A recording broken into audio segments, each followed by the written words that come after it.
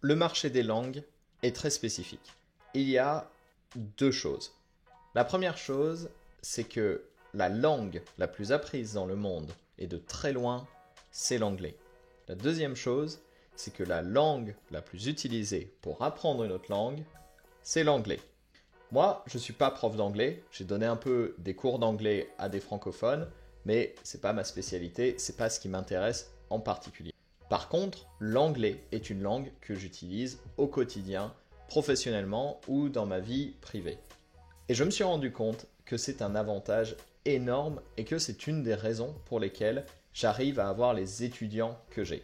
C'est-à-dire des étudiants qui ont des profils où ils gagnent plutôt bien leur vie et ils sont prêts à dépenser plus pour des cours de qualité. Je me souviens quand j'ai commencé à enseigner en ligne il y a 10 ans, j'avais un anglais un peu moyen, un anglais de quelqu'un qui était OK au lycée en anglais et qui avait pas mal voyagé, donc un anglais de débrouillard, un anglais passable. Très bien pour communiquer, mais pas très professionnel. Je me souviens que certains étudiants m'ont corrigé parce que j'utilisais un peu trop de mots vulgaires quand je parlais et que ma communication n'était pas excellente. Pourtant, je me rends compte avec le temps que j'aurais pu corriger mon anglais en quelques semaines très facilement pour avoir d'un coup un anglais très professionnel et qui communique quelque chose de très positif et valorisant pour mes cours à mes étudiants.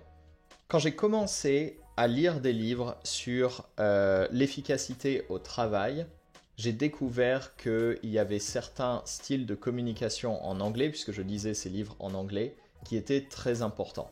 Qu'il y a une culture très différente entre la culture professionnelle en français et en anglais. D'ailleurs, je n'ai pas de culture professionnelle en français. Je n'ai jamais travaillé vraiment dans une entreprise avec des collègues, un patron ou des choses comme ça en français. Mais de ce que j'entends ou des peu de fois où j'étais en contact avec ça, personnellement, je suis perdu parce que je ne connais pas ce monde.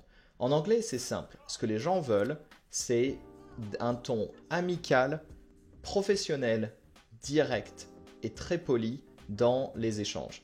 Et c'est pas très compliqué à faire. En fait, quand on est prof de langue, il y a deux choses sur lesquelles on peut se concentrer pour apporter énormément de résultats, énormément de différences dans notre communication en anglais. La première chose, hyper importante, c'est une règle simple que je me suis donnée, n'écris jamais en anglais. Ok, c'est bizarre, je sais, tu dois te dire, attends, comment, ça veut dire quoi, j'écris en français? Non, envoie des emails en anglais, mais toi, n'écris jamais en anglais. Pourquoi? Parce que à l'heure où j'écris cette vidéo, on a ChatGPT, on a l'intelligence artificielle, et donc au lieu d'inventer des phrases en anglais où on ne sait pas si le ton est assez professionnel, on ne sait pas si on va faire des fautes de grammaire, tu écris soit en français, si tu as un français professionnel, soit tu dictes à ChatGPT ou tu expliques l'email que tu vas envoyer et tu expliques le ton de l'email. Il va te faire un email parfait, exactement ce que tu veux, jamais trop violent, jamais trop agressif, même dans des situations conflictuelles, où c'est ferme et poli, tu fais un copier-coller, tu l'envoies. Tes communications à l'écrit doivent être toujours passées par ça, parce que ça fait toute la différence et moi ça me fait péter un câble, honnêtement. Quand je reçois encore des emails en anglais, mal écrits, de quelqu'un, qui que ce soit, je me dis mais comment c'est possible? C'est comme un petit peu quand on voit des fautes d'orthographe qui sont des fautes où on épelle mal le mot, pas des fautes d'orthographe où on oublie un S à la fin du mot ou quelque chose comme ça, mais des fautes où vraiment le correcteur orthographique te le met en rouge en dessous et que l'email est envoyé avec des fautes comme ça, c'est très bizarre pour moi. Et ben, c'est pareil avec l'anglais. Normalement, maintenant, que tu sois natif anglophone, que tu saches à peine parler l'anglais, tu n'as aucune raison de ne pas pouvoir envoyer des emails en anglais. C'est la première chose et ça va tout changer. Parce que dans tes premiers échanges avec un nouvel étudiant, quand l'étudiant va contacter des profs sur les plateformes, que la plupart des profs vont dire Hi, et après What's your level, ou avec une faute comme ça, toi tu vas envoyer un email like Hello, thank you for your interest in my lessons. I would like to mention a few things before we go further. Blah blah blah. Point 1, point 2, point 3.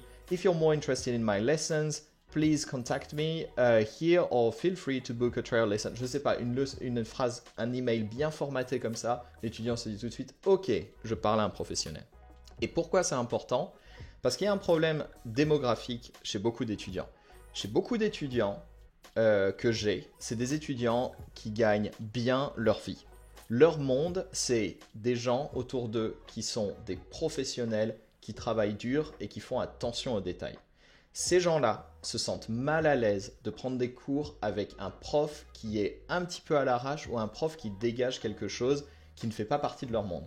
C'est un exemple que je prends souvent, mais par exemple, moi, ça me mettrait mal à l'aise de prendre des cours, je sais pas, de langue par exemple, avec quelqu'un qui me fait payer 5 $ de l'heure. Je serais mal à l'aise parce que je me dis, on vit pas dans le même monde, on n'a pas de choses en commun. Alors que pour les étudiants qu'on veut, qui payent bien, on veut montrer qu'on fait partie du même monde, qu'on a les mêmes standards. Pas qu'on porte une cravate et une chemise ou des choses comme ça, mais qu'on a la même culture de la communication. Et ça, c'est pas très difficile à avoir. Pas besoin d'avoir un niveau C2 en anglais, pas besoin de passer des heures, de réviser ton pluscuperfect et ton ing ou je ne sais pas quoi, j'y connais rien en grammaire anglaise. Ça c'est pas important. C'est sur les détails qu'on va se concentrer pour faire une grosse différence sur ta maîtrise de l'anglais. Et ensuite, la deuxième chose, donc j'ai parlé de la première chose qui est l'expression écrite, la communication à l'écrit avec tes étudiants. La deuxième chose, c'est quand tu parles avec tes étudiants. Eh bien, c'est très simple.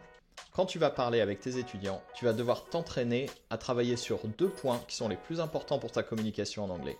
Le small talk, qui est le plus facile à travailler, parce que c'est du bavardage, mais tu ne vas pas faire du bavardage juste où tu traduis ta façon de penser en français en anglais. Non, tu vas avoir une nouvelle identité qui va être une identité anglophone. Parce que moi, je fais pas mon même small talk en français et en anglais. En anglais, il y a une culture beaucoup plus amicale, beaucoup plus chaleureuse. Il y a des phrases toutes faites qu'on ne va pas utiliser en français. Il y a un esprit beaucoup plus positif qui est beaucoup plus normal. On va être beaucoup plus chaleureux en général qu'en français ou que dans d'autres langues. Bon, évidemment, c'est subjectif et les gens vont dire « Ah, mais ça dépend des gens, mais non, il y a des gens qui sont pas comme ça, ils sont pas gentils, les étudiants américains. » En général, ok, dans tous les cas, même si tu parles français, sois plus chaleureux, c'est meilleur pour ta vie en général.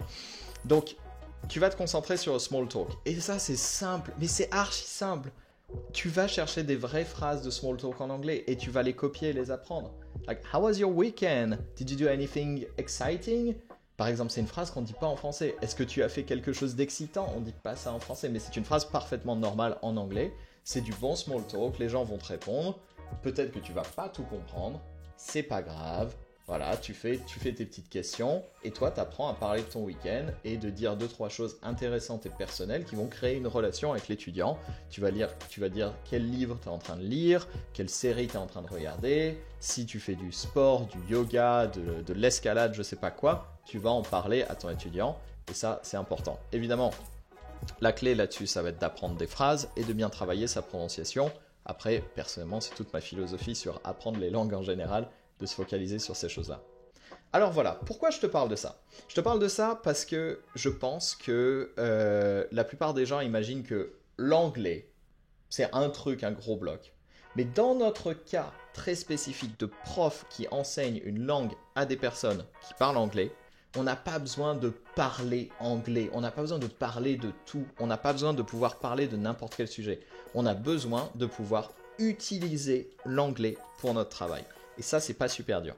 Je suis en train de te préparer une formation qui sera disponible bientôt. Regarde dans la description. Soit la formation est déjà sortie à l'heure où tu regardes cette vidéo et tu auras un lien vers la formation ou alors vers une liste d'attente ou une série d'emails que tu recevras avant. Je ne sais pas encore comment je vais faire ça.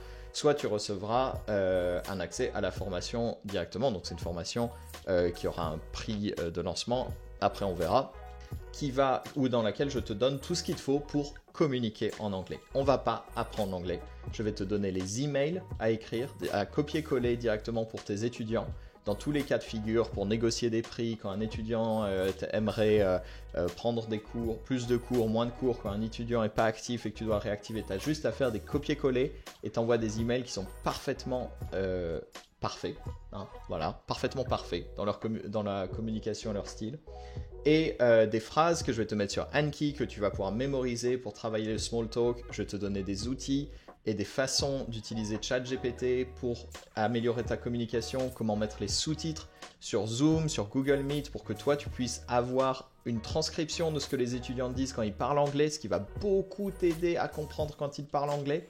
Et avec tout ça, normalement, En 30 jours, tu devrais être capable de gérer ta communication dans ton travail en anglais et de passer de « je fais tout en français parce que j'ai peur de l'anglais » à « je suis à l'aise en anglais et mes étudiants se sentent bien avec moi parce qu'ils sentent qu'on est sur la même culture ». Voilà, c'est tout pour cette vidéo, j'espère que ça t'aura plu. On se voit bientôt dans la suivante. Salut!